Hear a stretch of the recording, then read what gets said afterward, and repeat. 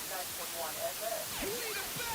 you can stay connected with the People Station everywhere and anywhere online.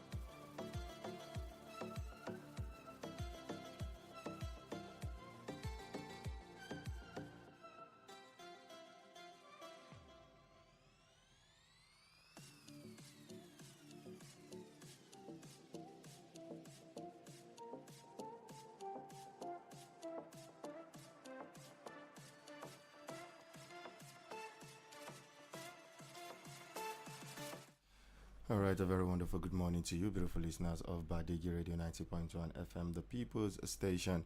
It's another Tuesday morning, the 9th day in the month of June 2026. And today time check right about now is 7:35 this beautiful morning. And it is time for that your wonderful and favorite breakfast show, that is the Global Review and the issues in the news this morning. My name is Sani Abdullah Ibile OG, aka Captain Dogo of your very, very radio waves. And I have me, beg your pardon, I have IG in the studio already with me this morning. Good morning this morning, IG. Good morning, Ibile, and good morning, dear listener. Welcome to the program. All right, welcome.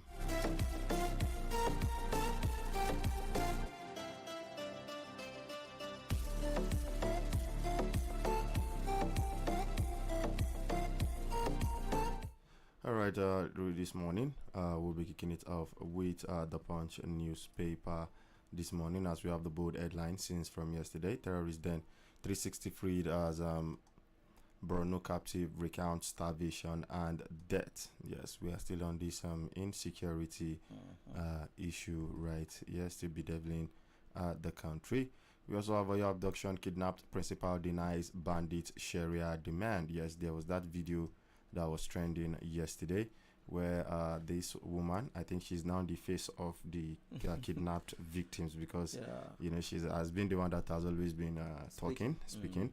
And she said, you know, there was this report that was going around before that they were asking for Sharia law and some money to be sent to a Benny's account number. But now she's coming out to say they are not asking for that they are asking for the release of some of their members who are in captivity. But let's get a little bit insight into that story so that we can understand what is going on. It says, barely 25 days after the abduction of over 40 pupils alongside their teachers at Baptist Nursery and Primary School, Yawata Community Grammar School, residents of Ogbomoso on Monday again trooped out in large numbers to demand the release of those in captivity. This is as the abducted principal of Community High School, Ahuru Esiele, Mrs. Rachel Alamu, in an emotion-laden voice in another viral video on Monday, begged Nigerians not to allow the government to deceive the world that bandits requested Sharia law to be enshrined in the country for their release. Yes. So What is it saying there? Mm. Where is it that the information coming out from saying that the bandits want Sharia law? Yes, because And I feel there is just one channel of information or one spokesperson. Let's use the word spokesperson. Yeah. For the abducted individuals, yes. and that has been this woman. Yes, I exactly. don't think we've had any information outside Yes, sir. from these people. Now, in the video, she said, good day, everyone. Please, I have come to make some clarifications. Today makes it the 24th day that we have been in this place, and it seems that some people are making our problems complicated already. We were shown some print media where it was stated that these people that abducted us requested the release of some people. They requested $1 billion. They requested that Sharia be enshrined in the country. These are not true. They are just trying to create a problem for us. We have been here since. We have not been forced to worship in an Islamic way. We have been left alone. They have not troubled us concerning that. They are not asking for Sharia law. They are not asking for money. The single thing they are looking for is the release of some of their people. I don't know why they are peddling this rumor to make it complicated for us. Simple. So wherever you are getting your information from, as long as it's not from this woman who is not speaking on behalf of the abductees, Yeah. so I don't think your information is correct. So I know there are mischief makers who try to achieve certain ungodly goals using misinformation. Because right now this woman has spoken, and so far she's the only one who has spoken out from the den of the captives. So if we continue to peddle misinformation, wrong information, it's going to complicate issues, just as she said. Yes, I heard that one also of 1 billion, this one, that one. This information, as long as it's not coming from this woman or from any of the leader, because their information certainly comes from a video clip. So if it's not there, who spoke to them? So if you can't see a video clip of this woman saying things, I don't think you should accept any information coming out from any quarter, because it's going to complicate it, just as she said. And now it's already looking like these bandits say they don't want money anymore. They want their colleagues that have been arrested to be released. Just the same thing that the Kachala is also doing about the Major General, retired Major General, that they also kidnapped, and Rabi and also his wife. So now it is their people that they want to be they want released. So for me, I think government now knows what these individuals want. Are you going to do that or not? Are you planning a rescue or not? Whatever the government want to do, I think we are seriously running out of time. Because the longer these individuals stay in captivity, the more dangerous it becomes for them inside. And the more people, Nigerians and also international community, see us as unserious people, as hopeless people, that we can't even rescue our people. We can't even solve the problem. We are battling here and battling there. Every corner of Nigeria, except the southeast that is relatively stable, but southwest now, northeast, northwest, north central, all wahala. So what are we saying? Government, they are making effort. Exactly. But it's not enough. It's not enough. It is not enough. We are becoming laughing stock in the international community. What are we saying? Now they kidnap today. Somehow they are released. And then you also it's like you are in a ship or you are in a boat. One place is leaking, as you are trying to close that place that is leaking, another one is leaking elsewhere. So what are we saying? Are we going to be sinked into the water or what? It's high time we look inward and see how we can solve this problem. As far as I'm concerned, government, you are working 24 hours. People, you will record success of 360 that have been rescued. Okay, kudos. But kudos to Nigerian military, kudos to Nigerian government. But you need to do more to guarantee people that yes, we believe in the capacity of Nigerian government to be able to protect us and also probably get us released. It's in the news that communities in Zamfara, one community in Zamfara, in Maradun local government in Zamfara state, people are already going out to negotiate with the bandits, and in the process of negotiation, they were being captured again. 50 elderly people from Magamin Didi village in Magami Faru ward of Maradun local government area were kidnapped while on a reconciliation meeting.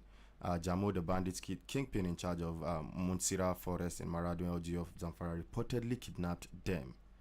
The chairman of the local government, Honorable Bello Dosara, confirmed the incident, and he said, "We are against reconciliation with the bandits, and Governor Dauda Lawal never supported that. but unknown to us, the people chose to go on with it. Now, we've been saying this sometimes here, IG, when the people feel as if the government can no longer protect them, then what else do you want them to do? They will have to outsource ways and, to make sure that they secure themselves. And that is why people would actually want to go out there and seek to have a sort of agreement with these bandits. And the thing is, I'm always saying this thing here, when situations arise like this, the government is playing with its sovereignty. The government is playing with its authority, because when you can't give people security, and when people are now sourcing for their security from somewhere else and paying tax again to those particular people, that means they've agreed that those people are their government. And we also played a video in this house the other day where somebody was referring to Bello Turji as Shugaban Megida Bello Turji. For you to understand, so people are now seeing this man, this terrorist, as his leader, and you cannot blame him because you cannot protect him. And this man can come because you have monopoly of violence currently. You have the monopoly of the weapons, the guns, and the ammunition. I also saw a video just this morning while coming here on BBC. They were interviewing this bandit, and he said they collected 60 million naira for a ransom. And the interviewer asked him, "What have you done with this money?" He said they bought guns with it, they bought ammunition with it. He was not even telling the interviewer that if not that you came late, I would have asked them to bring out the guns for you to see what I'm talking about. The way he was being boastful about it, without fear or repercussion that, okay, somebody can come and catch me. But again, you can't blame them because we are treating this thing with kids' glove, if you ask me. We are treating this whole issue. Was it not in this country? A serving general was killed like a chicken. Like a chicken, sorry to say. It pains me. It hurts me during that period because I was shouting that. I was like, do you know what it means? Do you know what it takes to get to that position of being a general? Do you know how many battalions that you're supposed to be moving with? And it was single-handedly picked and killed, and nothing was done about it up until now that we are talking. We didn't see any serious action. Individuals you understand? Nobody is being caught. We didn't see any major military action in that particular axis. Nothing really happened. So what does this say to the motivation and the ginger of the armed forces when you see your boss being killed like this? So what is the fate of the junior staffs, of the junior officers? What is the ginger that they will have going forward? All these are things that we keep on saying. But again, a whole lot of people have noticed one thing in this country, IG. I talked about it yesterday on my program. This tribal politics and sentiment, it will not get us anywhere. And that's why we had this issue of saying the bandits are saying they want to implement Sharia, they are demanding Sharia. So that is the line. That is the line we are certain individuals are already following. We turn everything to either tribe or religion or regionalism, which is very wrong for this country. Nigeria is a multi-ethnic and multi-religious society. Exactly. By the time we start talking about on these lines that divide us, understand, although it didn't divide us, we are still together. But some people are seeing this line that be or the religious line and tribal line or regional lines. Some people are using it to achieve certain ungodly purposes. So if you see what is happening right now, when people become hopeless, you know what a hopeless man can do. A hopeless man can do anything as long as my life is at the mercy of an individual. What do you expect I do? I bow to him so that I can live, I can survive. For example, it's raining season. Those places who are able, those communities who are able to go to the farm as the rainy season is it's on now, what guarantee do we have that they'll be able to harvest? Because right now the bandit will definitely allow you to farm, because they know there will be time you come to harvest. So there is no need for them right now to stop you from farming, because they are looking forward to harvesting time. So they allow you to farm, and by the time you are done farming and it's time to harvest, then that's where they start collecting money for you to go and harvest your crops. So what we are doing right now is to make sure, what we are supposed to do right now is to take these people head on. If we take them head on, so that we can be able to harvest our crops. This insecurity contributes to food insecurity in this country, because people are struggling to get fertilizer and other farming inputs to be able to cultivate. By the time you are done cultivating, probably maybe you use your money to buy expensive fertilizer and farm, and then bandits come, give me money before you be able to harvest whatever you have planted. After that, then you remove your money for fertilizer and other farming inputs, and then you go to the market. How much are you going to sell this particular food crop that you harvested?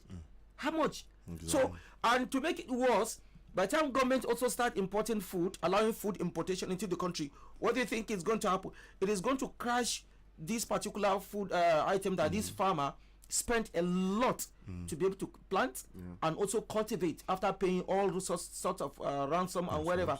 So now, putting it all together, farming becomes unattractive to farmers. I am no longer going to farm, and then the bandits will enjoy the money, and then government comes, which is the last stroke, open the border, and allow rice and other farming input to come in, and then makes my sweat useless. So it's complicated. It's interwoven. It links a lot of issues together. So the earlier the government starts doing the needful, the better, because food, we are dealing with bandits. So be careful. If we don't have food to eat, what is going to happen? At least certain areas are able to farm small. But what happens if we can't get food in the country? And you want to import? You want to open all the door? Where are we going to get the guinea corns, the beans and others? Because I think Nigeria doesn't import beans, guinea corns, corns. So we farm them. What happens if we can't do all this because of banditry and terrorism? Do we have any country that will bring these things to us? We should be careful. Exactly. This is what I'm saying. You should be careful, because hunger, believe me, can provoke individual to take action more than the problem of insecurity we are facing now. Hunger, a hungry man. He's an angry man. He's an angry man. He's a very angry man, if you ask me. All right. And away from that, there's this story coming from Kwankwaso. Yesterday we talked about the issue that there's some rumors that Gawuna was going to defect back to the ADC. The ADC, I beg your pardon, are weighing Gawuna. There's also another story coming out from Kanu. I wish we could get Tambari to confirm this for us, as Kwankwaso threatens to dump NDC as party reshuffles Kanu constituency ticket, though this is not confirmed yet. It is still an alleged story, still coming up, as the Nigerian Democratic Congress has reportedly replaced several candidates earlier submitted by the Kwankwaso faction in Kano State, following a dispute over an alleged breach of a 60-40 power sharing arrangement within the party. According to a document signed by the Kano State NDC chairman, Honorable Usaini Isa Mariga, the decision was taken to reflect an existing arrangement on the distribution of elective positions between the party's original structure and the Kwankwaso bloc. The document was copied to the party national leader, Sirake Dixon, Kwankwaso leader Rabi Musa Kwankwaso, and the NDC Northwest Zonal chairman. Under the revised list for federal constituencies, the party approved Barrister Ismail Idris Sani for Kumbotsu. Just named some of the people who were approved.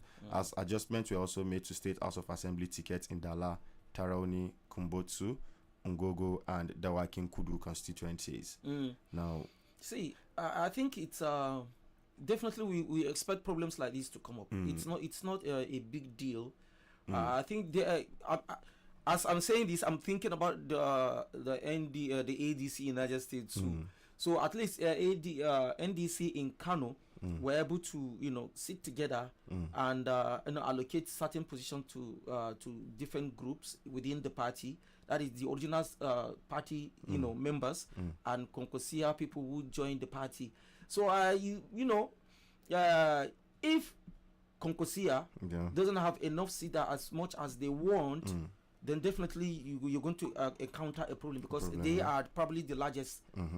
Moving to NDC, they're probably the largest constituency within NDC. So the original party holders are probably few, but definitely you will not ignore them. You give them certain positions, let them also enjoy the party. If you look at it here also in Niger State, I think that's the problem we are having also in Niger State. The original party holders who started with the party have been moved according to them when they came here. They said they have been moved out, and the newcomers took over and boycotted them. And that's why Niger State own is worse compared to what is happening in Kano. Kano. Kano, they still recognize the original party members, and they are moving, but it's not perfect. But in Niger State, it's deliberately, completely cut off the original party holders according to the party members who came here, the faction who came here, and which is going to create a problem. Until they are able to come together, definitely there will be a lot of problem. All right. I think Mr. Apaya, who is not in the studio right now, wants to join us online. I think he also has a contribution to make on the program, on the discussions that we are having this morning. So let's try connect with Mr. Apaya. Hello, good morning this morning, Mr. Apaya. Hello. Yes, hello, good morning. Hello. Hello. Yes, hello, Mr. Apaya, can you get me? Hello. Yes, hello, I can hear you. We can hear you. We can hear you. Yes. Yes, go ahead. Or maybe we end the call and call back. Okay, let's try and reconnect. Let's try and reestablish that connection with Mr. Apaya this morning. All right. Okay. Okay, just a minute. Then let's have him on air back this morning, because I think he really wants to contribute on what, especially Kano. Yes, I think especially on that Kano issue. If you can even get us Thornberry, so we can, Thornberry is one of the special advisors to Kwankwaso. So if you can debunk all this, news, so it will be good for us this morning. We always like to verify stories and to get full fillers of stories. Hello. Hello. Yes, Mr. Yes, sir. Good morning. Yes, good morning this morning, Mr. Apaya. Yes, sir. Thank you very much, sir. Good morning. Yes, good morning. Go ahead, Mr. Well, Apaya. first and foremost, let me say good morning to every listener, sir, at this point. I'm actually wishing to join you much later. All right. This morning, we just have a call. We already have a call by our own barrister who got some court order to seal off Vagosh Hotel on account of the owner have defaulted in meeting up with the commitment he actually took. Okay. So we are here. It was a federal high court judgment that ordered that the hotel should be sealed and that should be handed over to Bank of Industry. So we are the venue now trying to seal off the hotel. As soon as we are done, we have an interview with the barrister, the Bank of Industry, and of course the Federal High Court people who are actually here to seal off the hotel, and of course the manager. We're going to give you more update on that. So on the issue you are discussing this morning, it's very important for us people to understand. Yesterday we had a discussion with one of the Kano's governors, one of the politicians in Kano, even though it's another like talking about somebody. I think this issue I'm discussing this morning on Kano is something that we brushed yesterday. But it's just politics, you understand? It's just politics because, when Kano was captured to the NDC, actually all other structure in the state collapsed into the NDC with him. Unfortunately, the chairman of NDC did not give up. And also, one of his political sagacity is that he wins all. So he actually wanted, including the party chairman of NDC in Kano State, which was not possible. And sometimes you push threats in order to get what you want. So that one that also is, I can see some headline that is trying to compare to PRP. It's just a mere political gimmick. Also, will not compare to any other party because that will dampen his own reputation politically. So he is not about to do that, but he's just sending that threat.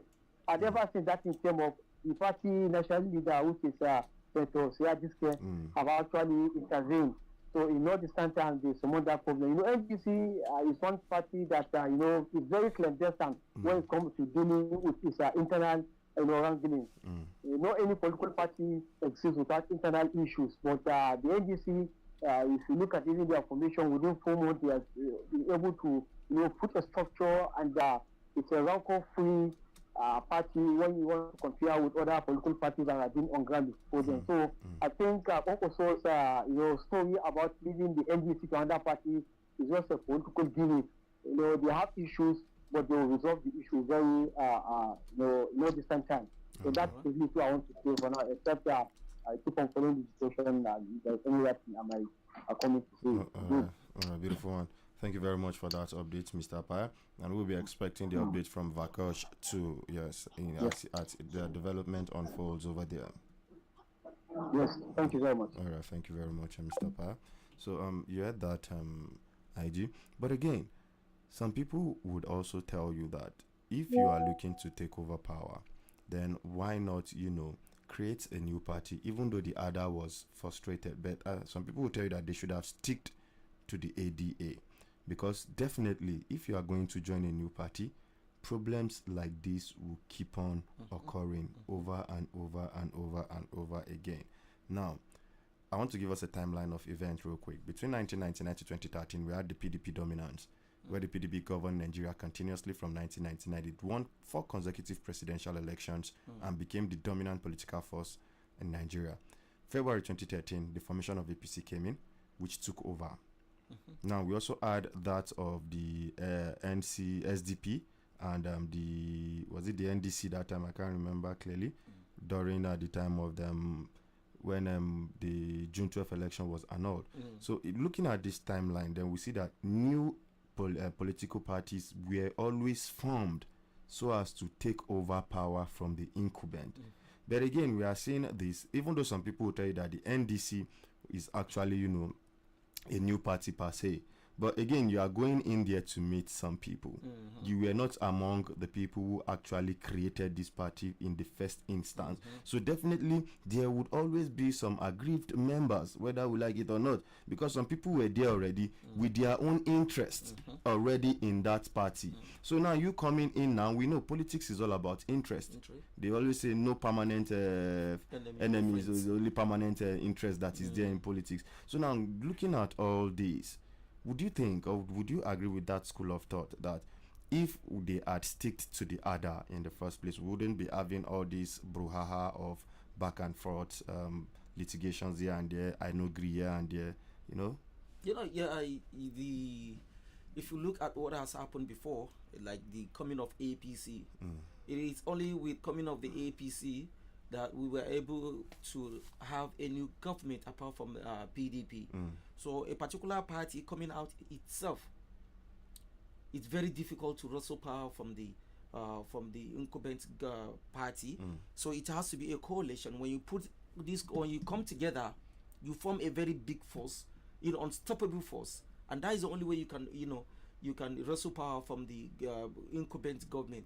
But by the time you are all going away like a sheep without a shepherd, it will be difficult for you to do that, to wrestle power from the incumbent government, and that's what has happened. They should have stick together in the other party, all of them sort their differences out. But since it's interest, just as you said, everybody has interest, and by the time you are moving to another party, that party is not an empty party. It was created by individuals. They have their structure from the national level to local government and even to ward level. Structure has been in place already. So what are we supposed to do? Because of Nigerian nature, Nigerian man now, if he goes, you want to take all, you want to be in charge, you want to take control of everything. No, you can't have that. There are certain places you go that you have to follow the line, follow the queue. Or by the time you come, let's sit down. I'm going to give you 50, 40, 60, 70, 30, or whatever. Let's sit down. By the time we agree, and then everybody can get this particular slot. But by the time you think, okay, I have the largest population, I moved my supporters to your party. Without a party, where will you move your people to? The party is not an empty party. There are people in there. So you sit down and negotiate. By the time you negotiate, you have that's when you come out with one voice, and then you can be able to wrestle power with whatever you think is in power. That is the only way. But if we keep going to a new party created by some people and think we're going to take over, at the end of the day, you will be the one to lose. All right, beautiful one. All right, there, and we hope that all this brouhaha would be settled come the election seasons, which is closely upon us right here. So away from that, let's go to some more stories. Ascot declares National Assembly 110 billion naira SUV allowance spending unlawful. Yes, a federal high court sitting in Lagos has declared unlawful the National Assembly's controversial 110 billion naira vehicle and allowance schemes, ruling that the spending of 40 billion on 465 vehicles for lawmakers and 70 billion naira in support allowances for newly elected members breached procurement laws, constitutional obligations, and the public trust. The court also ordered the Senate President, Mr. Godswill Akpabio, and the Speaker of the House of Representatives, Mr. Tajuddin Abbas, to ensure that all future procurement or expenditure of public funds by the National Assembly comply strictly with due process requirements and are also guided by the principles of transparency, accountability, and value for money. So, Mr. Ibile, this is Nigeria. When they made the budget, the whole Nigeria was crying out that this is not fair.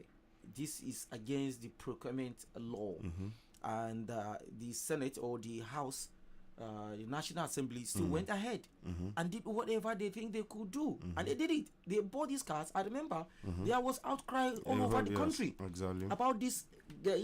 A huge amount of money for just cars.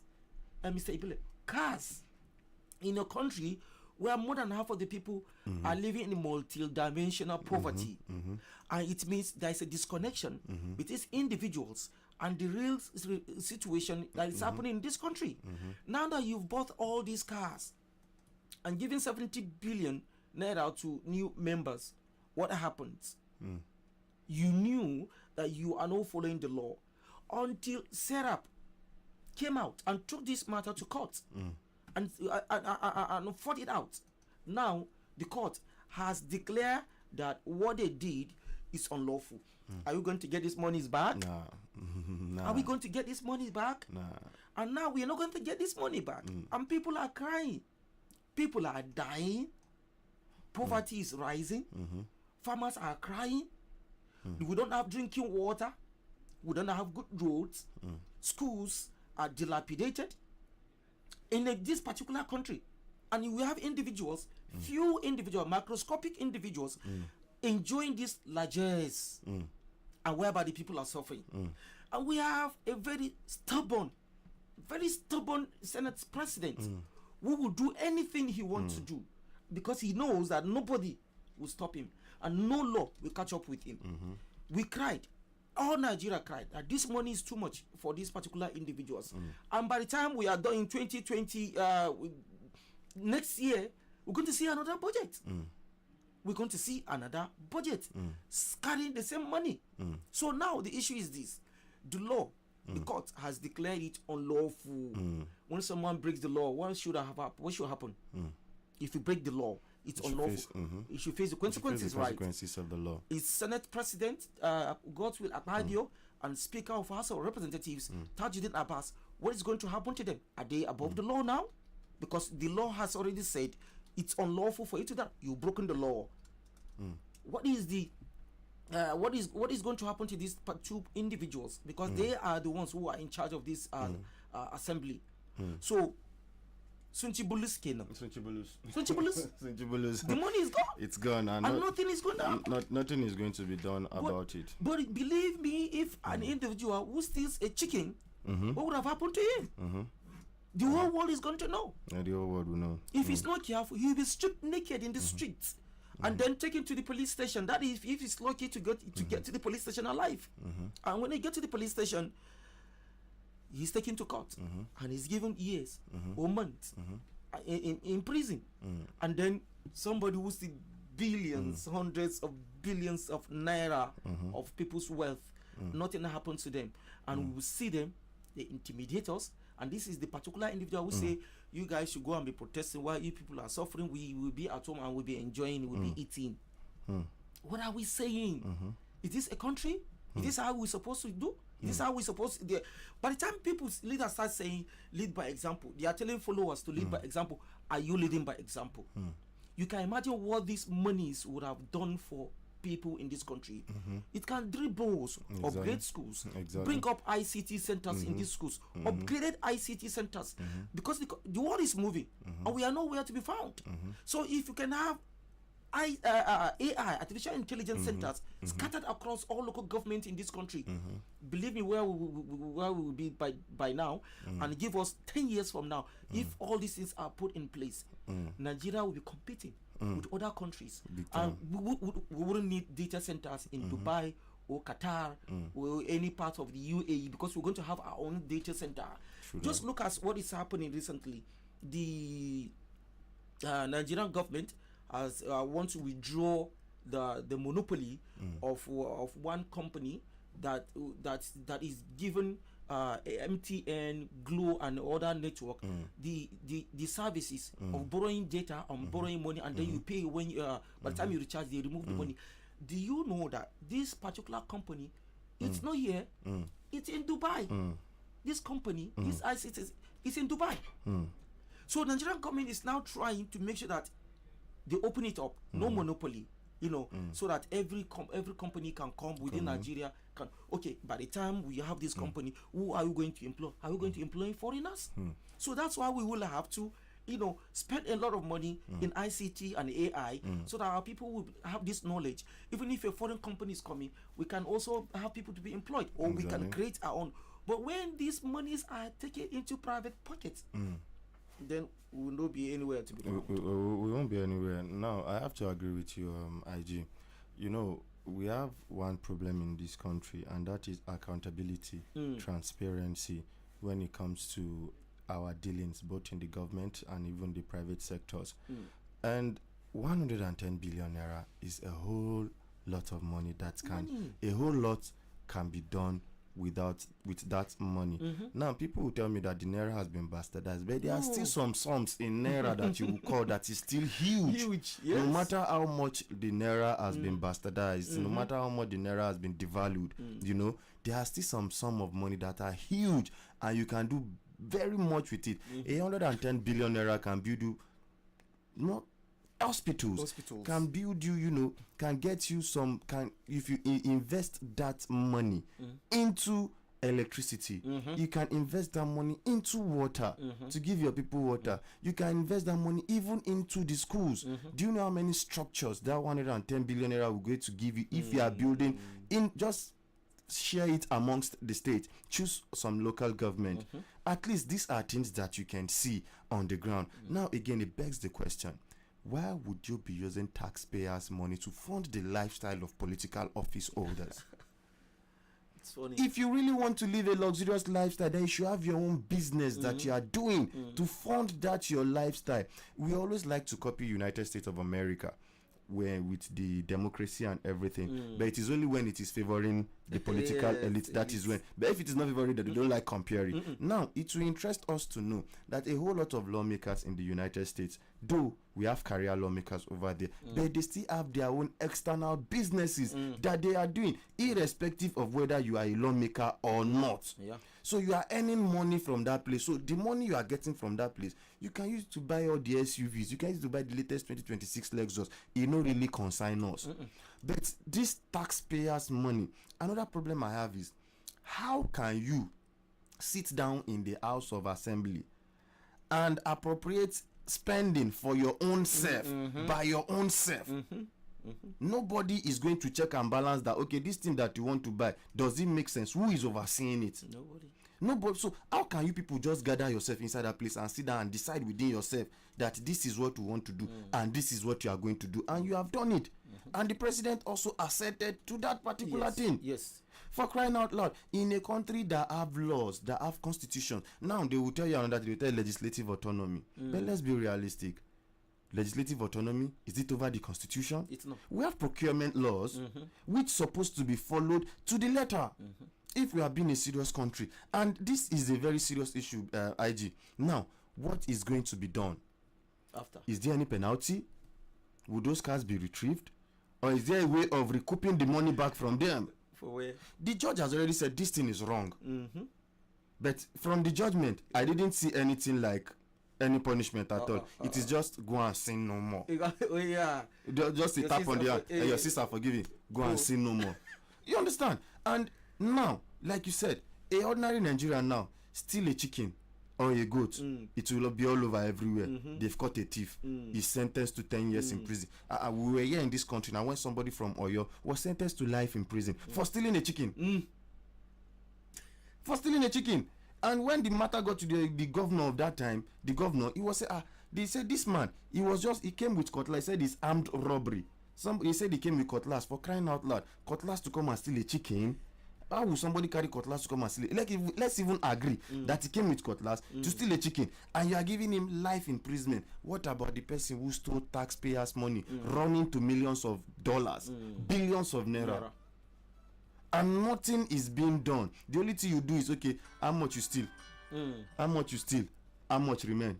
Or you bring the remaining one. They go. That is plead bargain. Plead bargain, and they go. You don't finish with that. Finish. So, while growing up, one of my auntie told me something. And I always tell people that story. It is a very wrong notion.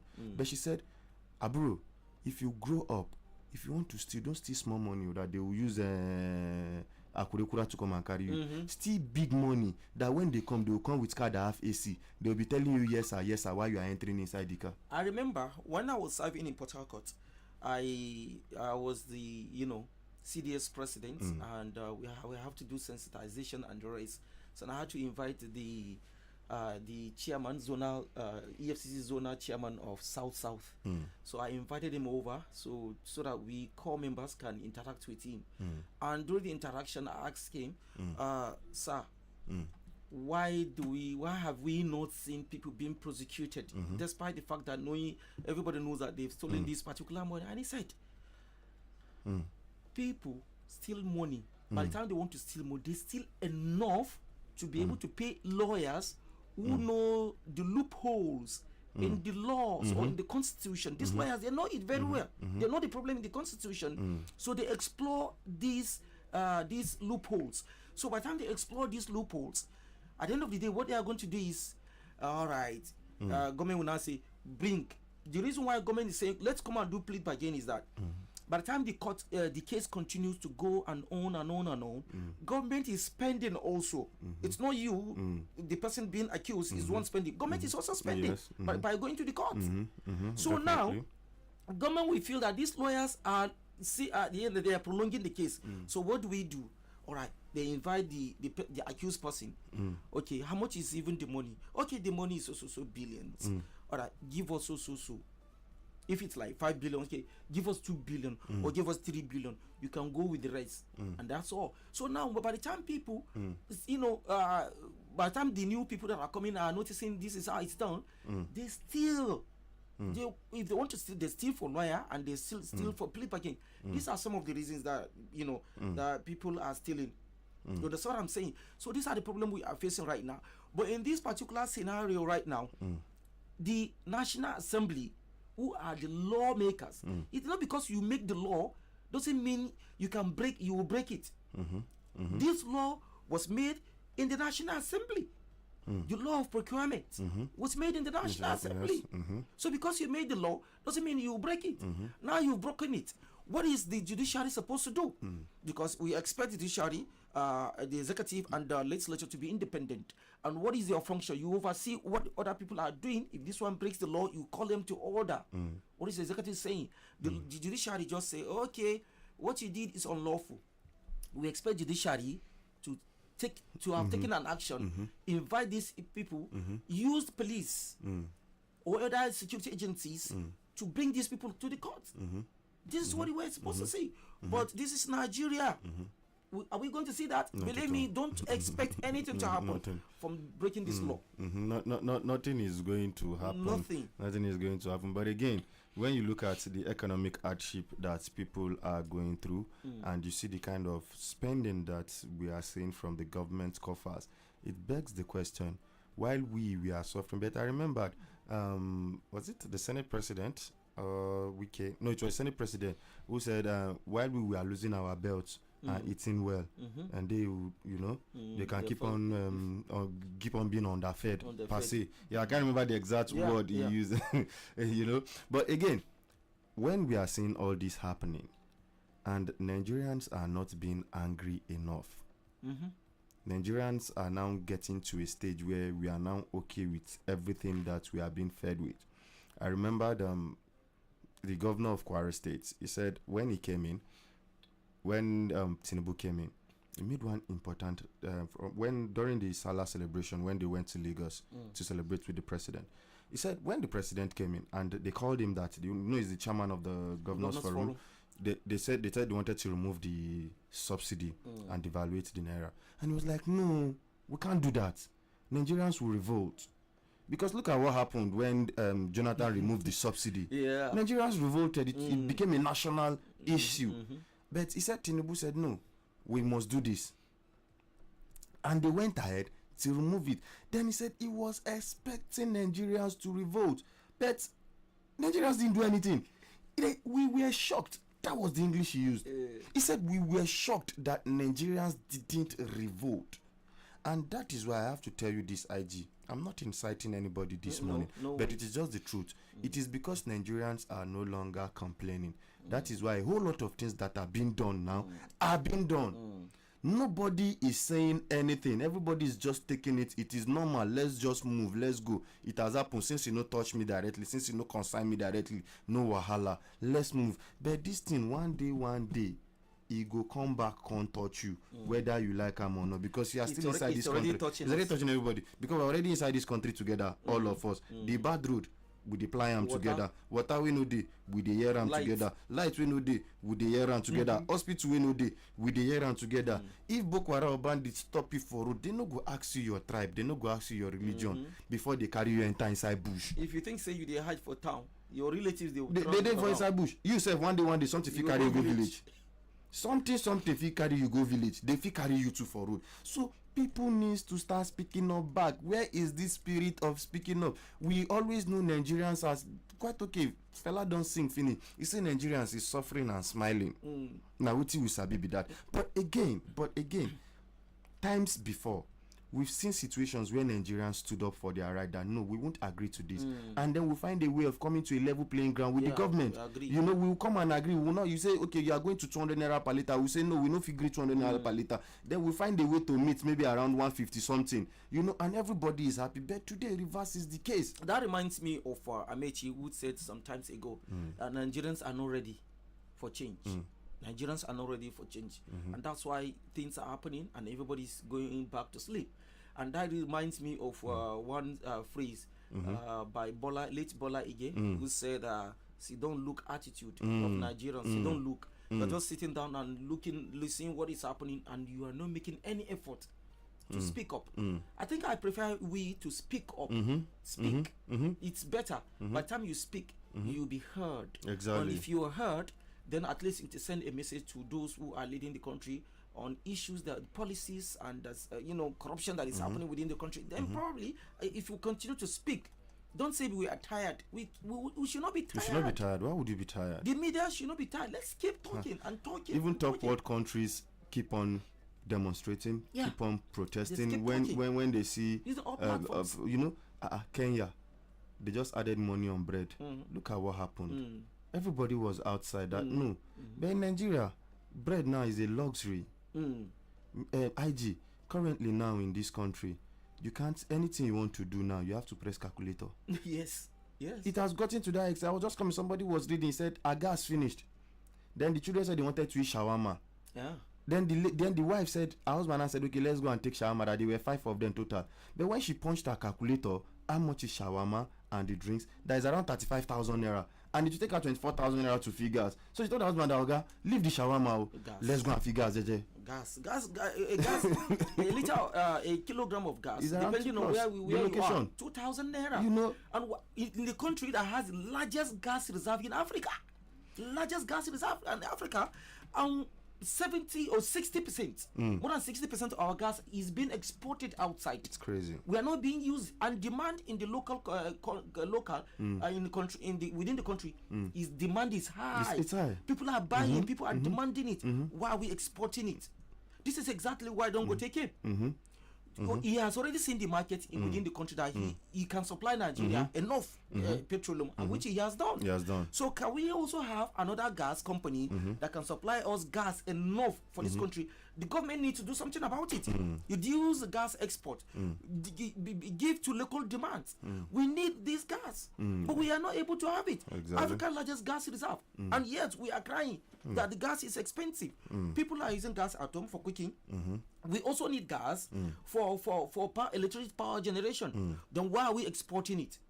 Why are we exporting gas when there is a local demand For it. for it? All right. IG, real quick, let's get Mr. Paya. I think he has some updates for us. Then we're going to continue our discussions over here in the studio this morning. Yes, Mr. Paya is at Vagosh Hotel, where it is being sealed up currently. Hello, Mr. Paya. Thank you very much, Julio and Jimba. Right, with Barista MT, All right. who is leading the ceiling of the Vantage Hotel. So let's put him through so that you tell us what is actually happening here. All right, go ahead. Okay, good morning. Good morning. Good My morning. name is M.T. Mohammed. We are solicitors and at the same time applicants, second applicant in the case of Bank of Industry versus Cavalry Hill Industry International Limited. So we got an interim order of the Federal High Court to take over the charge asset. And we have taken over today. Yes. They are interested to Bank of Industry. And that is why we got the order of the court to take over the charge assets, Okay. which is Van Gogh Hotel. Yes, Barista, Vantage Hotel is one of the buildings in the old commissioner quarters, which was sold to some government officials during the administration of former governor Dr. Mazi Abubakar Ali. And this place has been turned to hotel. How did you come about the issue of this building of the hotel? Because I believe that it has sold to some government officials. And what actually happened that you are seeing these premises? No, I'm not. I'm not in position to know whether it is sold to government officials or not. But all I know is that the said Van Gogh Hotel, which is Cavalry Hill Industries International Limited, obtained a facility from our client, and that facility has been advanced to them since 2018, and they have reported they've not been paying, and it has accrued to certain worrisome amount, huge amount of money. So we took the matter to Federal High Court, and we got the order of the court to take over the charge assets, which I have just done today, being 9th of June 2026. So for how long are you going to keep this process still off? Yes, we've taken over with the view of managing SIM until the amount advanced to them with the interest is liquidated. How much are we looking at? It's a huge amount of money. How much? It's more than 158 million. 158 million. So you want to own the place until you recover the money, or what you want to sell it off? Yes, we may decide to do either. We want the place until we recover the money, and we may decide to sell. Depends. Once we have the order of the court to sell, we can sell. But for now, the order we have to take over. Okay, so thank you very much, Barisa. Well, that is the voice of Barisa M.T. Mohammed, who actually gave us update of the sealing off of this Van Gogh Hotel, which is one of the buildings in old commissioner quarters that was being sold to during the administration of the governor, Dr. Mazi Abubakar Ali. So, like I said, more updates as the progressive matter. The sealing, it has already been sealed off. So we went to hear either any further upload again. And that will be all for now. All right, thank you very much, Mr. Paya, for that update. I'll see you soon back in the studio. Thank you very much. All right, beautiful one right there.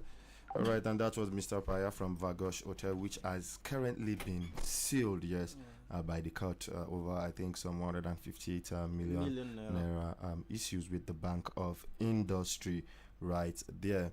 All right, so away from that particular one, let's get some more story. As a woman identified as Oluchi, whose family reported had been kidnapped in Edo State, has been found with her lover in a hotel in Delta State. Yes, the development comes after relatives and associates launched efforts to secure her release following ransom demands reportedly made after her disappearance. Yes, so this woman actually planned her own kidnap. You know, it's not the first case. We've had several cases where children or siblings fake their own kidnap. And even here in Niger State, we had the issue once where a woman fake her own kidnapping, and then demand money, ransom. At the end of the day, they were caught by the police. So it's happening. Everybody's taking advantage of this. I won't say that kidnapping has become a lucrative business. It is. Yeah, a lucrative industry. And if nothing is done, people will definitely venture into it. That's why we started having urban bandits, people within the country. Because this particular issue of Adelabu's sister happened within the city. Yes, it was within the city. It's not the real bandits or terrorists. No. There's nothing like real or fake bandit right now. It's not the bandits in the forest. It's not the bandits in the bushes. Bandits in the urban area. Bandits, urban bandits. Yes, urban bandits. So that one there. Now we also have people faking their own kidnapping and then demanding ransom from the family members. So this is not the first case, and it's not going to be the last. But whatever method you think you're going to use, police will outsmart you one way or the other. You see, I don't want to start leaking the secret how you will be caught, or in activities you'll be partaking, and then you'll be arrested. So your ignorance will definitely expose you. So keep doing it, and the police will keep catching up with you. We'll catch up with you. Yes. All right. Real quick update which is just coming in. Kwankwaso not leaving NDC. Spokesman makes clarifications on alleged disagreement over candidate list. Yes, with a little bit insight into that story, saying the Kwankwasia movement has dismissed rumors circulating on social media suggesting that its leader Rabiu Musa Kwankwaso is planning to leave the party. The spokesperson Abib Saleh describes the claims as false and unfounded. He explained that the group had followed due process in conducting its recent primaries in line with the timetable of INEC. And according to the law and INEC timetable, we conducted our primaries on the 29th of last month across the nation. He says before that date, there were processes that led to consensus and candidates emerged for each position. There were no complaints from any segment of party members or contestants, which he stated. He maintained that this exercise was successful and that the outcome had already been submitted to the party leadership for further action. And according to the spokesman, they have already forwarded the results to the party, which will now take necessary next step. Now, before we discuss this, let's play. We have a little bit bills to pay this morning, so we'll come back to discuss this one, because I'm very happy though. I don't want all this I don't want all this brouhaha. Let's have let's have multiple parties coming out. I don't want a single party being on the ballot. So listeners, stay with us and don't go nowhere.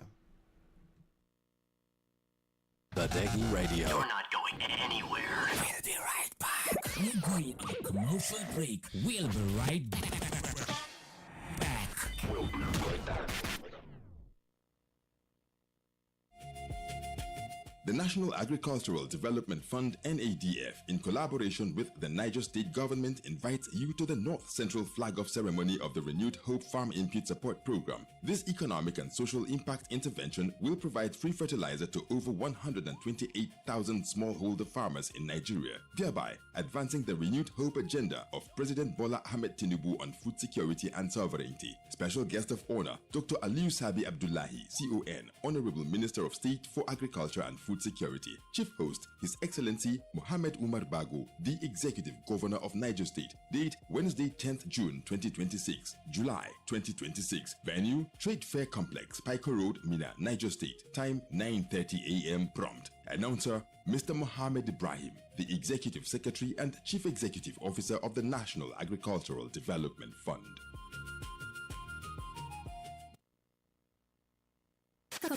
Commercial is over. Did you hear what I said? Crude but correct. Badegi Radio, FM 90.1.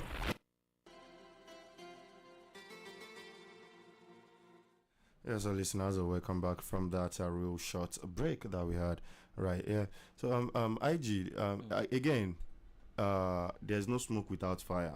Though the spokesperson has come out to debunk this particular one, but do you think there is any? There is no smoke without fire, just as you said. There must be something brewing there that got leaked to, out to the public. It happens. By the time you party, let's use that as a party.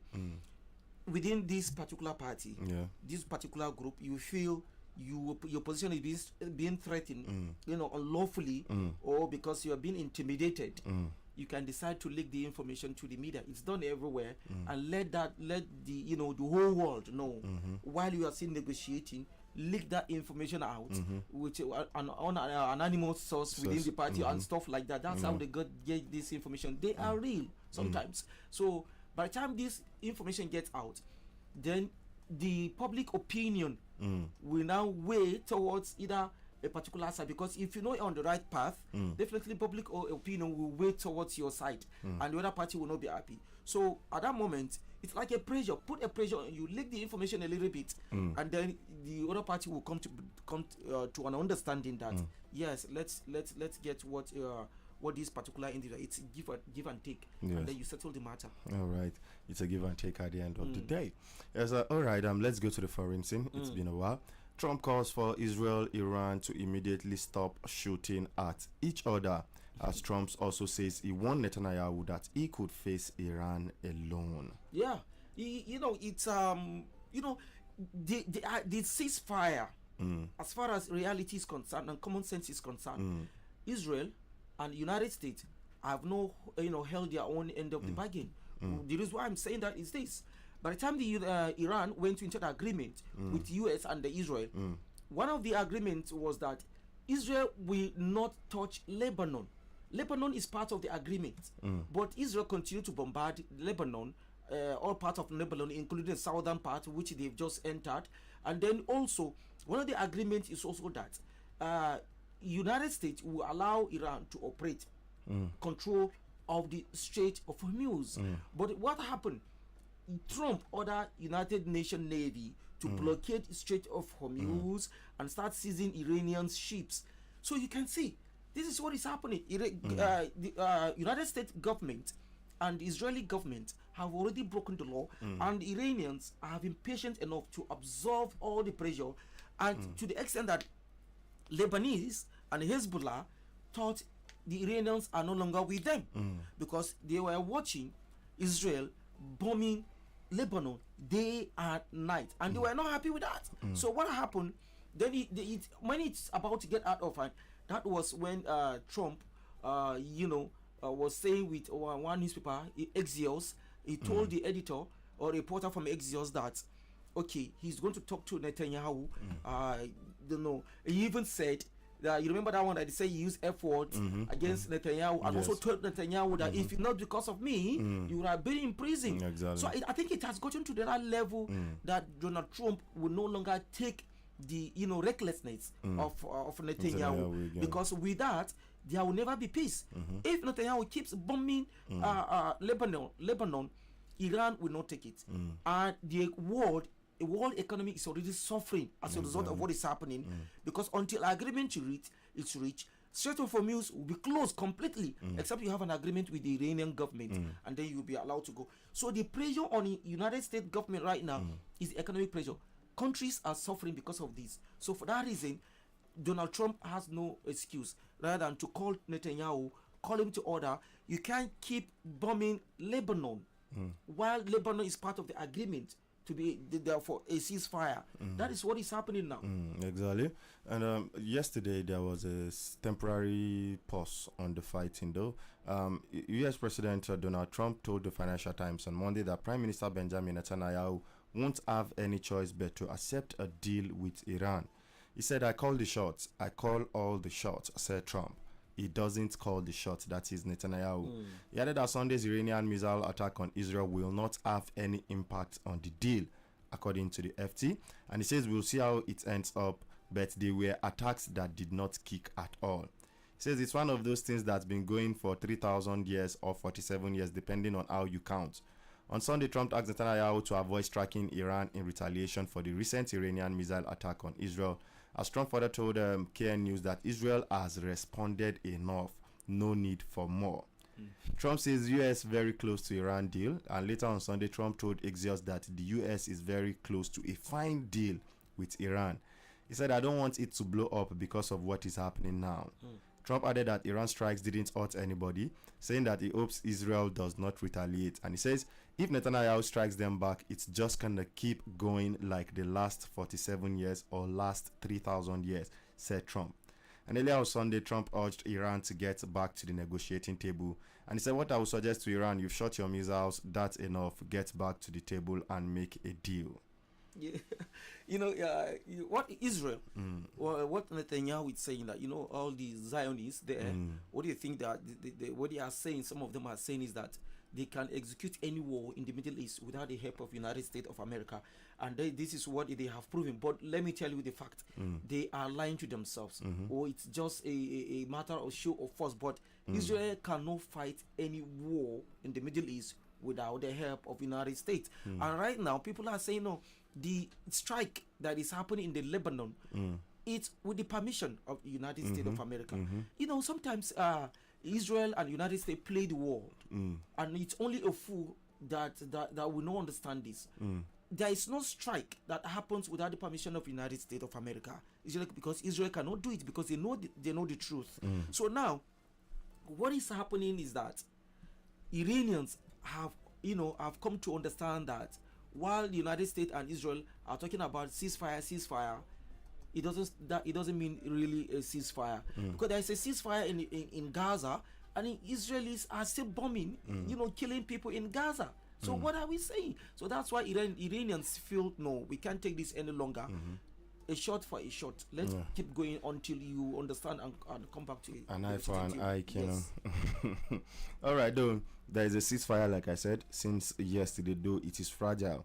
And both sides are saying if anybody fires, then the temporary ceasefire will be called to an end and the hostilities will resume. So we are hoping and seeing, but though to me that ceasefire is just temporary. It's too fragile. It's too fragile currently because the whole situation in the Middle East is at a boiling point. Also the Houthis are also threatening to come in. You have Lebanon, so I don't know. You can't fight on that too many fronts. They are already in because their spokesperson said any Israeli affiliated ship that passes through that Red Sea will be attacked. So you can see, and again, you can't fight on too many fronts. At the end of the day, you get tired and you lose. There's no two ways about it. Now again, real quick, IG, our first lady said something yesterday which really caught my attention, and let's just deliberate on that a little bit so we can give listeners a chance to also contribute on the program this morning. Now, the first lady said not only in Nigeria, everywhere in the world, even in America, flights are expensive. That's why President Tinubu is doing the coastal roads. Now, me personally, as a human being, I have friends abroad. And I can tell you that you don't have to be rich for you to be able to fly. No, you don't. Flights are not expensive. They are not expensive abroad. They are not. So, and I don't know why the leaders look at the people as fools, people who no get sense. People that are not civilized, as if we are not in the era of social media where we are seeing everything that is actually happening. If you want to defend what your husband is doing, you could defend it, but why telling us that these kind of things? You have already started the coastal road already. You have started it already. There's nothing, because one thing I've realized, I think my father told me that, and he said, if the government wants to do something, there's nothing you can do about it. Shout from today to tomorrow. It will do what is in his mind. So they've already shouted. Now again, Festus Keyamo was saying that they are going to do a railway from Ikeja to the airport. Yes. Of what economic importance is that one to us? As if there are no roads. As if there are not enough roads. And the annoying thing is that these are all in Ikeja. But where they are saying they are going to start the train from, they are all in Ikeja. So of what economic importance, of what benefit is that to Nigerians? We have been shouting of misappropriation, misplaced priority, and all this, and we are now hearing this one again. We discuss funds. Mr. Ibile, let me tell you, our leaders are very, very insensitive to the plight of what it's of ordinary Nigerians. They are insensitive. When we say electricity is cheap in Nigeria, they will start comparing with other countries. Oh no, petrol is cheap in Nigeria. Nigerians are enjoying cheap petrol compared to the other countries. And now they were having this one coming from the first lady. No, flights are expensive even abroad. See, let me tell you, if you look at flights are not expensive in the US. Ordinary person can take a flight in the United States. Look at Nigeria, who has, for example, 150,000 naira to take a flight from Niger State to Abuja. Who get 150,000? How much be your salary? How much is your salary? How much are you earning? So flights are expensive, and why? It is because of the Jet A1 price. That is high. That is the fuel used by the plane.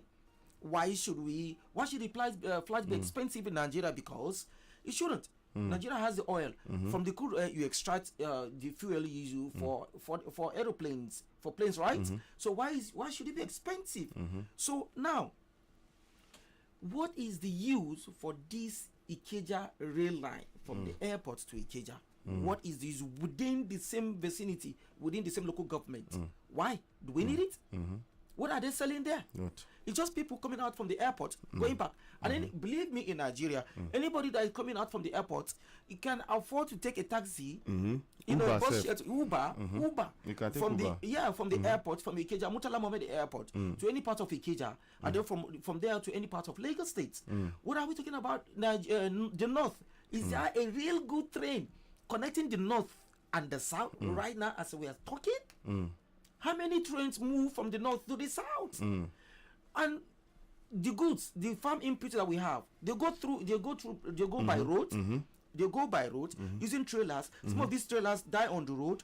They, accidents. Spoil the road. Yes, especially if they are passing through Homis of Badegi. And then we also have other issues. Choke, bad road.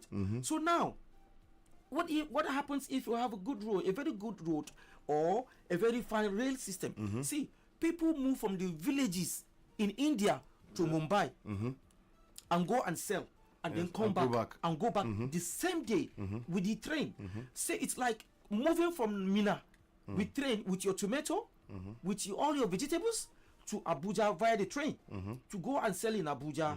And by the time you are done in the evening, you come back to Mina. These are the places where we're supposed to have trains connecting Abuja from the north to the south, even to the east, and thereby reducing the price of foodstuff that we are taking to the south because of transportation costs. So we actually don't need it. What is the economic importance of this? Not at all. Rail train. Nothing. And here in Abuja, in Abuja, that's why we are supposed to have light trains. Because it is very expensive for workers in Abuja to move from their homes to their workplace. From their workplace.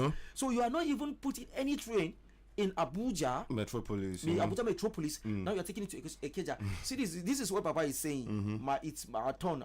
It's his own turn. My people. No, his own turn, not our turn, because it is his own turn. If you're on the because south, it's our turn. No, I'm from the south. Yes. And it is not my turn. Because he never do anything to better my own life. Yes. It is his own and his own people's turn. Yeah. His own boys, his own clique, not our turn. Because if you go to the south now, nothing is being done. Let's be realistic. I've just come back. Nothing is being done. Only in Lagos you see some one or two. Apart from Lagos, tell me where again. So people should stop saying it is not our turn. It is his own turn and his own people's turn. So before we go to the phone lines, I want to leave us with this from Good Luck Ebele Jonathan, former president. He says we see government institutions doing the wrong thing and telling people to go to court. When a thief tells you to go to court, just know that his brother is the judge. All right, let's take it to the phone lines this morning. Hello, good morning this morning. Yes, good morning this morning. Good morning. I'm greeting everybody in the studio there. Yes, we greet you. Zimba, Otto Baba. Baba traveled. Okay, you come passively. Yes, I mean, but he's listening to us. Yes. Now, first, I've had a pious voice. Yes, Apaya too stepped out this morning. So Yes. everything will be all right. Amen. Amen. This country, you don't have government. Yes, our government, they are not serious at all They are not serious at all. What people are saying in the studio, there, even in 100 years this time, they will not do anything. They will just be saying it in their mouth or their mind, but it will not be done. Physically, that people will see. Okay, about the gas cooking that you people are talking about. Why is it that they compare Nigeria price of things with European countries? Why? I mean the same thing. We have this gas in this country, and no, we need petrol. But they compare their price with Igbo price like America. What was that? It's supposed to less our own price. If the gas is stolen by 2,000 naira in America, they're supposed to sell 1,000 naira or less than 1,000 naira for this country. Even more petroleum. They are just blackmailing us and just doing that. They are just doing nonsense government with us. Look the way people are suffering. And look at bandits, the way they are killing people, kidnapping people into the bush. And there's nothing is done. Which kind of government that we have in this country? They should know what to do now. Because the judgment is there waiting for them. Everybody, we account for whatever he did in this world. If you do good, you see it in your grave. If you do bad, you see it in your grave also. Bam. All right. So my brother, please, God will help us in this country. Amen. Thank you very much for that one. Yes, so we have Muhammad Adamu on the Facebook page saying Nigerian masses are in serious hunger. Let government take action. While Gideon Ganise says, good morning, studio. It's a while. God bless you and what you do. Amen. Hello, good morning this morning. Good morning, everyone. Yes, good morning. My name is Ambassador Gebu the Challenger. I'm calling you from Tudun Fulani. All right. Take a look at it properly, Bile.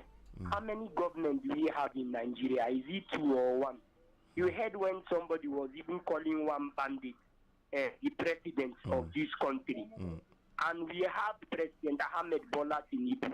So how many governments do we have in Nigeria? If bandits can be kidnapping people and people are paying ransom, what is President Ahmed Bola Tinubu doing to tackle this issue of insecurity and corruption? If you take a look at it properly, he has taken an oath. And first primary assignment is to protect life and property of his citizens. His second primary assignment is to provide succor for his citizens. But if you take a look at it properly, he's not really doing the needful. So me, I'm challenging President Ahmed Bola Tinubu constructively this morning. He should step up and do the needful, and we the electorate, please, we should go for competence and capacity. We shouldn't go for money and materialistic things. If not, 2027 is at the corner. So if care is not taken, don't be surprised. President Ahmed Bola Tinubu will come back. All right, thank you. And that is your own opinion. Yes, Umar Buba Mohammed is saying, good morning, good people of Badegi Radio. Good morning to you too. Ibrahim Saleh says, good morning, gentlemen in the studio. Happy International Archives Day. A promise is a debt. Leaders must repay it with action. Citizens still wait for fulfilled campaign pledges, road, schools, and steady water. When promises go unpaid, trust their roads and development stalls. Hold leaders accountable, demand timelines, and vote for transparency so promises become measurable progress. I'm watching you live from our house. Thank you for that one. Hello, good morning this morning. Hello, good morning. Yes, good morning this morning. All right, welcome. I was trying to reference communication issue of a company from Dubai in charge of data space co. Yes. I think that company is from South Africa. Oh, South Africa. What they're trying to do, what they're trying to do is through the agency FCCPC in Nigeria. Yes. Now they issue a statement, government issue a statement to allow the mobilization of the space. But do you know that a court in Nigeria, a judge sat and said no, the government statement should not be had. And that place was good enough. The agency have now agreed that they are going ahead. To the issue you referenced of new party, you know the other when it came up that some of the court also refused them registration. Now the agencies responsible for Nigerians to react to bad governance has been compromised. The NUT is nowhere to be found. The label has been captured. ASO has been silent. All the agencies responsible to call out people have been compromised. So what do we do, Ibile? Thank you. Thank you very much. All the pressure groups have been compromised. Yes, even you think even the label is as strong as it used to be? All pressure groups, all pressure groups have been compromised. Hello, good morning this morning. Hello, good morning. Good morning. Good I morning. see your name is Adikule. I'm calling from Mina. All right, welcome. You see, Ibile Oji, what Nigeria is going through today is just because of lack of patriotic leader that think about the welfare of the people. Are you talking of the insecurity, the bad economy, lack of employment? You see everyday serial killing and kidnapping. And you just ask yourself, do you really have leaders that think about the people's life again? And you ask yourself again, is that the way we continue going? When we are having little child and we are not thinking about their future, that their future is going to lie down when we are not there again with what is happening in the country, what we are seeing in the country today. And you see, I think for me, it's better if democracy is not really getting better for us. Let the military come in and take over. Because during the military regime, we are not seeing bandits, we are not seeing terrorists. During Abacha, during Babangida and Co. We are not seeing terrorists and bandits and kidnapping. You can longer travel again, you can longer affect your family again. Even your house, you are not safe. And you look at the bad economy, and you don't ask yourself as a person, what's really working in this country longer again? Look at people are wallowing in poverty, people are suffering. Look at the issue of gas. The electricity is not even there. Even the little electricity they are giving us, look at the amount they are charging us. So where is the way forward? Let the military take in and let us see what it will happen within the next 2-3 years. We see the other countries that military are taking over now. Sorry, Mr. Adekule, let's not do that. Let's not do that on radio. Yes, let's not call for a topple of government. No, it's you know, as it should be, democracy. Not that democracy is not bad; it's good, but it is we should blame the people. It's not democracy. Not democracy that is the problem. You can even have the military and do worse. And they do worse. So it's not democracy that is the problem. It is the people that is the problem. Exactly. All right. We have Mohammed Sani Bamina saying, "Good morning, all. Insecurity today in Nigeria is as a result of corruption recirculating within the system that politicizing the whole affairs, right from the military, civilians, and politicians who practice a game of winner takes it all as a prompt gift card from the rules of gambling. Our lives, natural resources, and country are in a serious gambling era. We are content but we borrowed. We are opaque nation, still manipulated by the foreigners as a new modern slavery. Decide who die or who rules our country." Right. Hello, good morning this morning. Good morning.